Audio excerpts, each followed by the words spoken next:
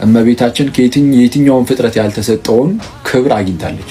ቅዱስ ሚካኤል ያላገኘውን አግኝታለች። ቅዱስ ገብርኤል ያላገኘውን አግኝታለች። በጣም ትልቅ የሆነ ከሁሉም የሚለያት በቃ የአምላክ እናት አለ። ዛሬ የማታምኑትን ነገር ነው ማሰማችሁ። ዮናታን አክሊሉ እመቤታችን ቅድስት ድንግል ማርያምን አመሰገናት በአደባባይ።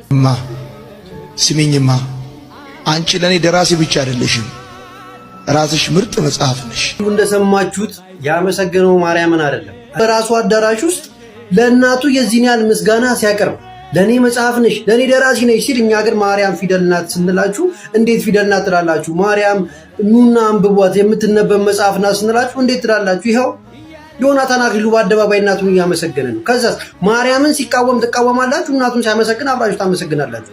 በዚህ ደረጃ እናቱን ሲያመሰግን፣ ኦርቶዶክሳውያን ግን ለማርያም ምስጋና ሲያቀርቡ ለፍጡር ምስጋና አይቀርብም። ዮናታን እናት ታዲያ ፈጣሪ ነች?